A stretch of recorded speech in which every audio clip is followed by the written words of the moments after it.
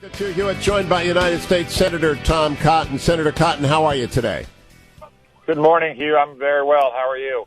Good. I've got a lot to talk with you about, especially about the proposed new legislation, the RAISE Act. But first, I got to tell you, I sat down yesterday with H.R. McMaster, General McMaster, an American hero, of course, and did a 40-minute waterfront view of the multi-crises facing the United States in Venezuela, in North Korea, with Iran, with Russia, with Afghanistan strategy, and, of course, in ISIS land. He's quite the impressive individual. I'm sure you know him and have spent some time with him, but he's got a command of everything, and he's serving the president very well, I think. Hugh, I heard some of the excerpts on your radio program this morning. I look forward to seeing the show on Saturday morning. HR is one of the most distinguished generals of his generation. He was a highly decorated junior officer in the military. Now, It seems to me that he and Secretary Tillerson and Chief of Staff of the Army and Lindsey Graham, many people are trying, and the Vice President, are trying to prepare us for the possibility growing of a preemptive strike on North Korea. Is that how you hear it, Senator? You're on Armed Services, you're on Intel. They're all saying this is an unacceptable situation. Hugh, we certainly have to be prepared for that eventuality. We can never say as a nation that military action is off the table. It's important for our leaders to prepare our people for that. That's not our first option. It's not our preferred option. But if we are not prepared for war, then we are more likely to have to face a war and to do so in a fashion when we're not prepared. And so that would mean, though, casualties in the hundreds of thousands, possibly over 1 million if the estimates from 25 years ago are the case. We haven't seen anything like that. That's what Joe Dunford was saying in Aspen, is that the American people just don't have any idea.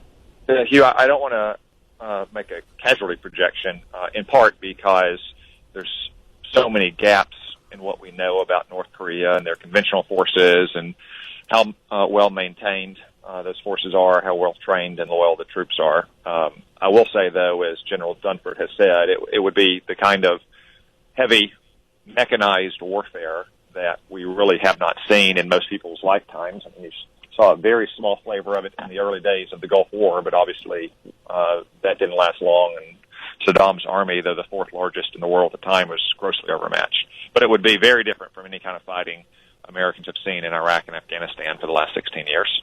Have you actually surveyed the Republic of Korea forces? Have you had a chance yet to do a senatorial trip over to the South Korea peninsula?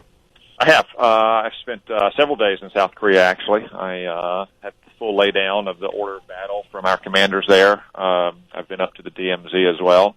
I can just say that one of the mottos of U.S. Forces Korea is ready to fight tonight, and they are absolutely ready to fight tonight because they are on a armistice line. They're not on a peaceful border.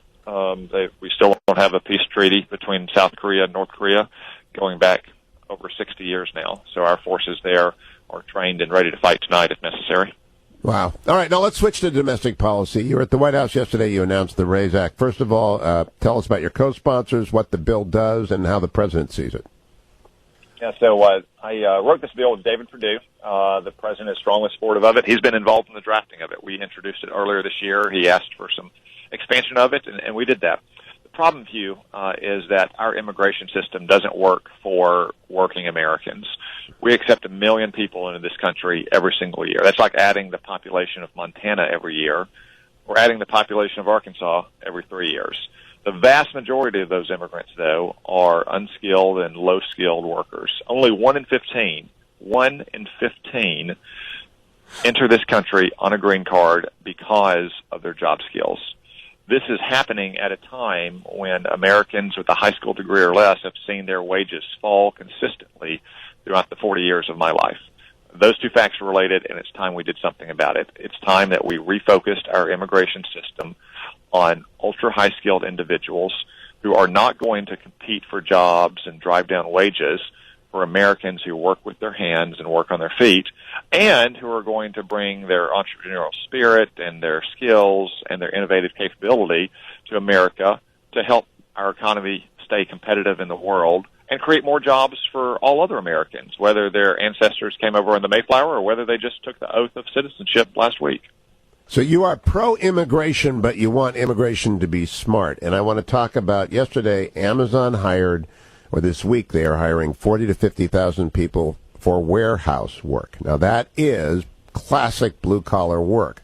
Your bill would assure that the people standing in those very long lines in Columbus and elsewhere yesterday and the day before are not competing against people who recently entered legally via family sponsorship. Is that basically what the problem with our current system is that it's daisy chain? So Hugh, to be precise, our bill focuses only on one part of our legal immigration system. So it doesn't focus on security or enforcement or what to do about illegal immigrants here today.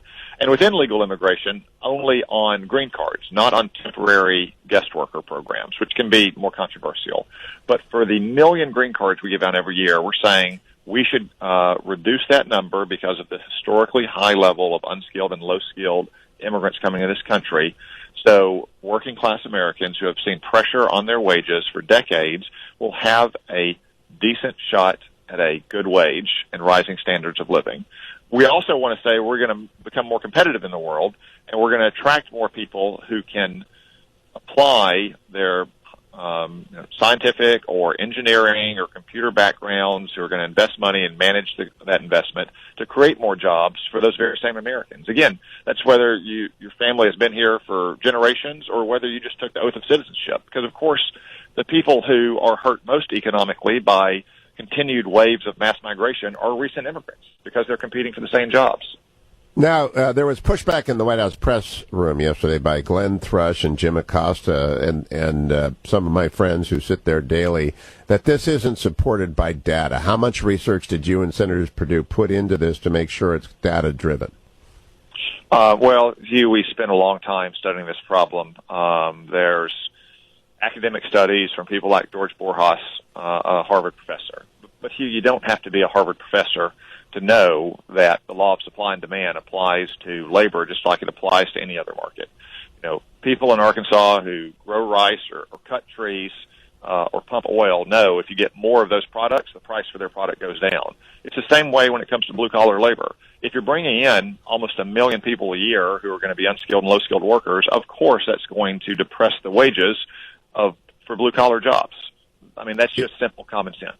It is actually better not to be a Harvard professor if you want to understand the law of supply and demand. I think that is actually a prerequisite. So how much support do you have? You know that the blowback is going to be Tom Cotton and David Perdue are anti-immigrant. But what about the caucus and the Republican side? Are there any Democrats who are supporting you in this? So again, Hugh, this legislation is pro-immigrant because the very people who are most harmed by continued waves of mass migration are recent immigrants who are working in the very jobs that the next wave of immigrants are going to be competing for. There's a lot of misunderstanding about our legislation, in part because so many people focus on temporary guest worker programs and the controversies around those programs, you know, the H-1B, the H-2A, the H-2B programs.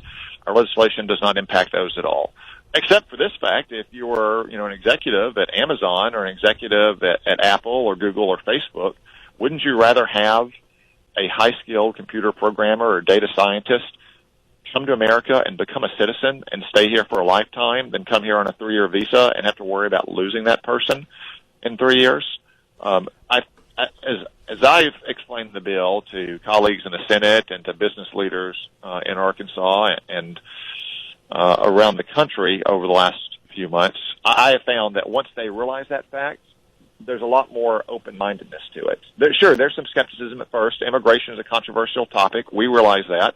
But one thing we think we can do is get some consensus around this particular part of immigration. Democrats should be open-minded to it as well. They claim that they're worried about working-class wages. A lot of Democrats in the past have been open to this kind of argument. Paul Krugman wrote in defense of it. Barbara Jordan, a very liberal congresswoman, once proposed something very, very much like this. So even if we don't agree on things like the border wall or what to do about the status of illegal immigrants, surely we can agree on this issue and that we need to be focused on the interest of American workers.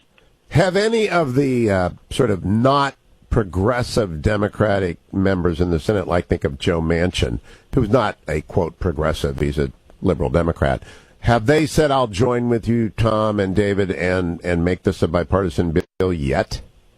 Not yet, but the wheels of progress grind very slowly in the Senate, Hugh. And we recognize. Boy, do we know that. This is not something that's going to be on the Senate floor tomorrow or next week or next month. We recognize this is going to take time. It's going to take an effort to inform and persuade my colleagues and a lot of the business leaders who have some skepticism or even outright opposition to other parts of the Trump administration's immigration agenda. But on this issue, on helping blue-collar workers have a fair shot at a decent wage and getting the very best and most talented immigrants from around the world, I think we can achieve some consensus. And so I want to emphasize, this is not about border enforcement. This is not about visa entries. This is not about temporary visas. It's not about refugees either, correct, Senator Cotton? It has refugees do get green cards. Currently, the president has complete discretion to set the levels of refugees. We would put a statutory cap of 50,000 refugees, which is still a lot of refugees, and it's still in line with the averages in the Bush and Obama years. Yeah, that's the average of every year except the last year of President Obama is 50,000 refugees. That's the average. I've done that. And ultimately, too, Hugh, I mean, you cannot solve a refugee crisis with immigration policy. It has to be solved with wise and hard-nosed foreign policy. There are 10 million people displaced in Syria. Barack Obama could have quadrupled the number of refugees we let in. It would still be a drop in the bucket.